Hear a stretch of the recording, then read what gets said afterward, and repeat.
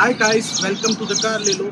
I'm your host and you are watching the new Tata Tiago facelift. और ये है इसका CNG वर्जन जो है India cheapest with AMT and with pedal shifter. और इस वीडियो में हम इसके हर पॉजिटिव और नेगेटिव की बात करेंगे, क्या कुछ सेम है, क्या बदलाव हुआ है, इन सभी चीज़ों की। चलिए शुरू करते हैं।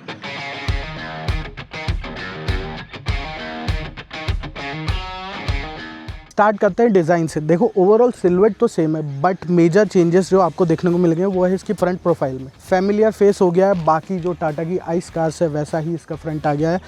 बोनेट एकदम चेंज हुआ है, थोड़ी सी अपराइट ये देखने में लगी है। ये ग्रिल एकदम चेंज है, ये ब्लैक स्ट्रिप आप बोल सकते हो। नए हेडलैम्प सेटअप्स है, एलईडी हेडलैम्प है विद सिग्नेचर डीआरएल्स है। लोअर में आपको डुअल टोन बम्पर देखने को मिलेगा, ये नया एयर डैम है। इसके अंदर आपको फॉग लैम्प नहीं मिलता, जो पेट्रोल का टॉप एंड वेरिएंट है क्रिएटिव प्लस, उसके अंदर फॉग लैम्प मिलता है, ये है क्रिएटिव। जो सीएनजी फ्यूल ऑप्शन है वो सिर्फ क्रिएटिव वेरिएंट तक ही मिलता है। क्रिएटिव प्लस जो टॉप एंड वेरिएंट है उसके अंदर सिर्फ आपको पेट्रोल इंजन मिलेगा। साइड प्रोफाइल के चेंजेस की बात करने से पहले मैं आपको बता देता हूँ, इसका बेस वही है जो पुराना था X1, जिसका नाम अब X अल्फ़ा हो गया है। नाम चेंज करने से पहले कंपनी ने इसके कुछ स्ट्रक्चर में चेंजेस किए हैं। यहाँ पर आपको नए 14 इंच स्टील व्हील्स मिलते हैं, अलॉय नहीं है। ये आपको लगेगा अलॉयज़ है, लेकिन ये कवर है। जो टायर्स है 175/65 सेक्शन टायर्स है, जिनकी ग्रिप मेरे को ठीक लगी रोड के ऊपर। साथ के साथ ये क्लैडिंग दी गई है व्हील आर्च के ऊपर। अच्छी बात यह है कि ये ग्लॉस ब्लैक फिनिश नहीं है, ये रफ़ जो मटेरियल है वही है। जो ग्लॉस ब्लैक है उसके अंदर स्क्रैचेस और डस्ट बहुत जल्दी अटैक करता है। ये कैमरा देख रहे हैं 360 डिग्री कैमरा अब इस गाड़ी के साथ भी आ गया है। रिक्वेस्ट सेंसर्स आपको यहाँ देखने को मिलेगा, ये है क्रोम ट्रीटमेंट। रेयर में भी काफ़ी सारे चेंजेस है। अब फैमिलियर लुक आपको देखने को मिलेगा, connected sort of tail lights है। नीचे डुअल टोन बम्पर दे दिया गया है। 360 डिग्री कैमरा का मॉड्यूल यहाँ पर है। And finally shark fin antenna इसमें दे दिया गया है। अनदर थिंग इज के यूजेबल बूट तो दे दी गई है, जबकि सिलेंडर यहाँ पर फिट किए गए हैं। कैसे फिट किए गए हैं ये देखिए, टाटा की वही डुअल सिलेंडर सेटअप आपको देखने को मिलेगा। जो नॉर्मल पेट्रोल कार है उसके अंदर आपको 242 लीटर तक का बूट स्पेस मिलता है विद पार्सल ट्रे। जो सबसे बड़े चेंजेस है, बदलाव है, वो है इसके इंटीरियर्स में। ये कम्प्लीटली न्यू डैशबोर्ड दे दिया गया है। ये आपको dual tone kind of finish देखने को मिलेगी। ये है फैब्रिक जो काफ़ी अच्छा दिख रहा है, इसके साथ अच्छे से जेल अप हो रहा है, क्योंकि आर्किटेक्चर में चेंज किया है। तो 2 फ्लोटिंग स्क्रीन्स आपको दे दी गई है। ये 10.25 इंच की टच स्क्रीन है, ये डिजिटल इंस्ट्रूमेंट कंसोल है। सो जो 10.25 इंच की टच स्क्रीन है, wireless Android auto Apple CarPlay दोनों को सपोर्ट करती है और अच्छी खासी स्पीड है। मतलब कहीं पे भी मेरे को लैग फील इसके अंदर नहीं हुआ है। एक चीज़ जो और बेटर हुई है वो है 360 डिग्री कैमरा दे दिया गया है। आप देख सकते हैं क्वालिटी भी अच्छी है कैमरास की, और 2D 3D कैसे भी आप देख सकते हैं इसको। प्लस इसके अंदर अब आपको मिलता है ब्लाइंड स्पॉट मॉनिटरिंग। अगर मैं लेफ़्ट का इंडिकेटर देता हूँ तो ये लेफ़्ट साइड का ब्लाइंड स्पॉट जो ड्राइवर को दिखता है वो आपको देखने को मिलेगा। राइट का देता हूँ तो राइट साइड का आपको देखने को मिलेगा। सेंट्रल कंसोल का डिज़ाइन भी एकदम कम्प्लीटली न्यू कर दिया गया है। बड़ी टच स्क्रीन देने के बावजूद कंपनी ने फिजिकल बटन्स देना ना भूले, और ये अच्छी बात है। ऑटोमेटिक क्लाइमेट कंट्रोल आपको देखने को मिलेगा। 360 डिग्री कैमरा का बटन भी यहाँ पर दिया गया है। अगर आपको सीएनजी मोड में आना है तो यहाँ से बटन दिया गया है। लॉक अनलॉक का बटन भी यहाँ दिया गया है। आपको यहाँ दिख रहा होगा ये वायरलेस चार्जर है, बट यहाँ चार्ज नहीं हो रहा। क्यों? सिर्फ ये दिया गया है, आप अपने फ़ोन रख सकते हैं। डुअल वायरलेस चार्जर आपको सिर्फ टॉप एंड वेरिएंट में मिलेगा, जो है क्रिएटिव प्लस।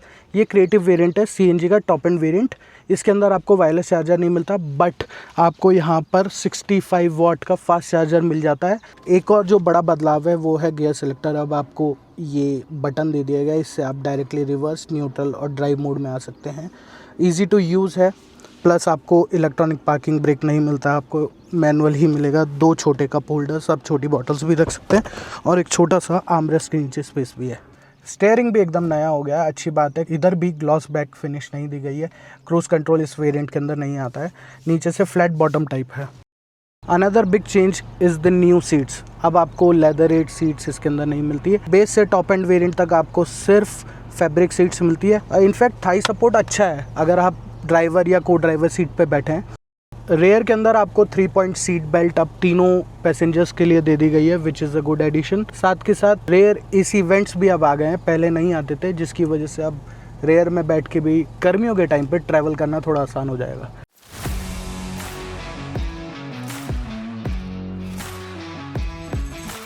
बात करें परफॉर्मेंस की तो कुछ नंबर्स पहले मैं आपको बता देता हूँ। इसके अंदर वही 1.2 लीटर 3 सिलेंडर पेट्रोल इंजन आता है।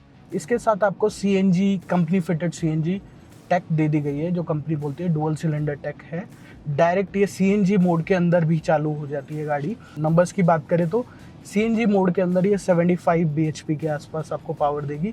95-96 Nm ऑफ टॉर्क आपको मैक्सिमम मिलने वाला है इसके अंदर। देखो ये इंजन वैसे ही आपको थोड़ा सा हल्का लगने वाला है when it comes to performance. अगर आप सीडेड ड्राइवर हो तो आपके लिए ये बेटर ऑप्शन हो सकता है, या फिर जो डेली कम्यूट के लिए यूज़ कर रहा है उसके लिए ठीक रह सकता है।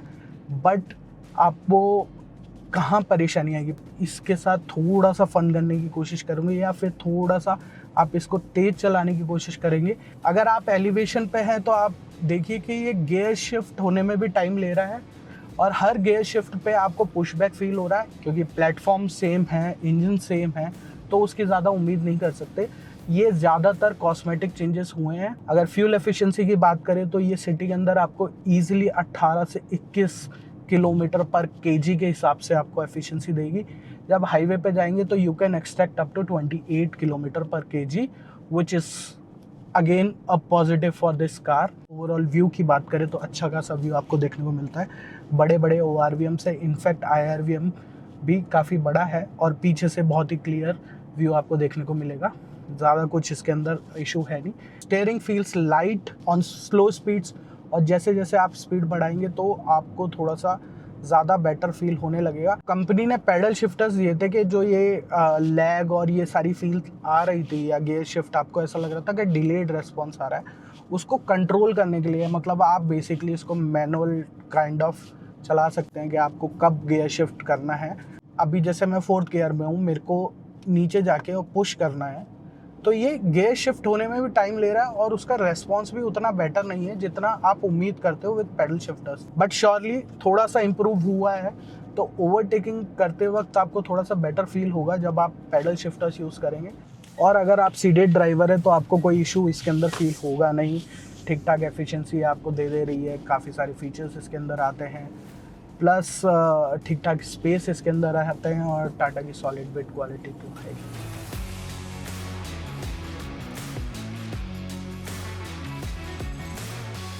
अभी मैं चला रहा हूँ टाटा टियागो के पेट्रोल मैनुअल वर्जन को, और मेरे हिसाब से यह परफेक्ट प्रोडक्ट है फॉर अ सिटी और समटाइम हाईवे क्रूजिंग के लिए।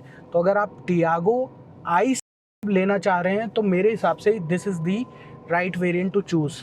उसका रीज़न ये है कि जो CNG के अंदर और जो AMT के साथ जो ये आता है, वो थोड़ा अंडर पावर जर्कीनेस आपको फील होती है, वो इसके अंदर उतनी होती नहीं है। हाँ है थोड़ी बहुत, लेकिन उतनी नहीं है। आपके पास शिफ्ट का कंट्रोल है, पावर डिलीवरी भी ज़्यादा लीनियर है। कुछ पैचेस पे फ्लैट फील होगी, बट वो इतना ज़्यादा कंसर्निंग है नहीं, क्योंकि मोस्टली आप सिटी के अंदर ड्राइव करोगे, वहाँ पर कोई इशू आने वाला है नहीं।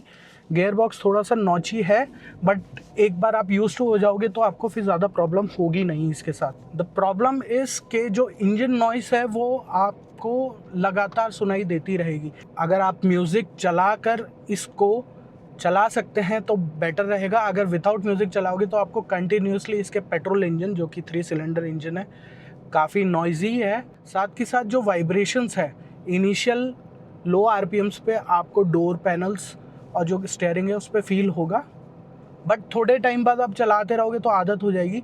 तो अगर आपको कोई वेरिएंट ख़रीदना चाहिए, वो ये वेरिएंट ख़रीदना चाहिए। अगर कंपेयर करें this one with the CNG version, जो उसका टॉप एंड वेरिएंट है creative, this is creative plus, कुछ चेंजेस है। जैसे इसके अंदर आपको फॉग लैम्प मिल जाता है, उसके अंदर फॉग लैम्प नहीं आता। प्लस इसके जो डुअल वायरलेस चार्जर है वो काम करते हैं। उसके अंदर चार्जिंग पैड्स तो दे रखे हैं, आप फ़ोन रख सकते हैं, लेकिन वो चार्ज नहीं करते वो, क्योंकि उसमें दिया ही नहीं गया है। इसमें आपको 65 वाट फास्ट चार्जर फ्रंट में और रेयर दोनों पैसेंजर्स के लिए दिया गया है। उसके अंदर सिर्फ फ्रंट पैसेंजर्स के लिए आता है। तो ओवरऑल पैकेज की बात की जाए तो ये वाला मैं सजेस्ट करूँगा। सिटी के अंदर आपको ईजिली 13 से 15 kmpl का ये माइलेज दे देगी। और हाईवे पे अगर आप अच्छे से चलाओगे तो 18 से 20 kmpl आप इजीली निकाल सकते हैं। हाँ, अगर आपको और ज़्यादा एफिशिएंसी चाहिए तो आप CNG पे जाइए, अदरवाइज़ थोड़ा सा लाइवली आपको इंजन चाहिए तो ये वाला है। आप जब उसको चलाओगे और फिर जब इस पर स्विच करोगे तो आपको बहुत अच्छा लगेगा। बट अगर आप इसको कंपेयर करोगे विद ग्रैंड आई10 नियोस जो 1.2 लीटर 4 सिलेंडर इंजन के साथ आता है, और स्विफ्ट जो नए 1.2 litre 3 cylinder Z series engine के साथ आता है, तो आपको थोड़ा सा लेथार्जिक फील होगा। गियर शिफ्ट्स उतने स्मूथ है नहीं, बट अगर आप कंपेयर करो विद दी AMT टियागो और टियागो CNG AMT, तो आई वुड सजेस्ट कि आपको ये ले लेना चाहिए। एक इशू और है इसके अंदर, जब आप स्टॉप एंड गो ट्रैफिक के अंदर होते हैं और सडनली आप गियर शिफ्ट करते हैं तो बहुत ज़्यादा नॉइज़ी आपको फील होता है। स्पीड ये गेन नहीं करता, ज़्यादा आवाज़ आती है। हाँ, लेकिन एक बार जब ये मूवमेंट में आ जाता है, मतलब आप एक बार कांस्टेंट स्पीड पे जाना शुरू कर देते हो, उसके बाद ज़्यादा इशू इसके अंदर आते नहीं है, कंटिन्यूसली ये चलती रहती है। आप हाईवे पे इसको इजीली 100-120 की स्पीड पे ड्राइव कर सकते हैं विदाउट एनी इशू। स्टेबल बहुत रहती है, प्लांटेड फील होती है, बॉडी रोल अच्छे से कंट्रोल किया गया है, ज़्यादा इशू उसमें भी नहीं है। ये देख रहे हो, एकदम ख़राब रास्ते पे भी आराम से ग्लाइड कर रही है, ज़्यादा इशू नहीं आ रहे हैं इसके अंदर बिल्कुल भी। तो इससे बेटर सस्पेंशन इस सेगमेंट में कोई नहीं देता, विच is a big plus point. तो अगर आप हाईवे पे भी चल रहे हैं, सिटी रोड्स पे भी चल रहे हैं, और या फिर थोड़े बहुत गांव खेड़े वाले रास्ते जो होते हैं उन पे भी जा रहे हो, तो ये कार आपको धोखा नहीं देगी। सस्पेंशंस काफ़ी तमीज़ से उन गड्ढों को, उन ख़राब रास्तों को हैंडल कर लेगा। अब करते हैं फाइनल बात। देखो, अगर आप सीडेट ड्राइवर हो, मतलब परफॉर्मेंस वगैरह से लेना देना नहीं है, एक ठीक ठाक अच्छी गाड़ी, एफिशिएंसी जिसकी अच्छी हो, काफ़ी सारे फीचर्स उसके अंदर हो, ठीक ठाक स्पेस हो कि आप 4 लोग इजीली ट्रैवल कर सके, साथ साथ एक बच्चा पीछे बैठ जाए, थोड़ी सी बूट भी मिल जाए, तो ये CNG आपके लिए एक अच्छा ऑप्शन हो सकता है। हाँ, अगर आपको ड्राइव करना पसंद है तो ये गाड़ी आपके लिए नहीं है, क्योंकि इंजन अभी भी वही है। CNG के साथ, AMT के साथ और ज़्यादा आपको थोड़ा सा हल्का दिखने वाला है when compare to other CNG cars. हाँ, अगर आप सिर्फ पेट्रोल ओनली कार लेना चाह रहे हैं तो इसका पेट्रोल वर्जन मेक सेंस, वो थोड़ा सा ज़्यादा बेटर फील होगा। हालांकि जो 3 सिलेंडर इंजन है, कंपेयर करोगे with Maruti 3 cylinder 1.2 litre engine, तो आपको हल्का ही महसूस होगा, थोड़ा बहुत आपको लैग हमेशा फील होता रहेगा। Thank you for watching this video. अगर आपको ये वीडियो पसंद आए तो हमारे चैनल को सब्सक्राइब करिए और शेयर करना ना भूलें।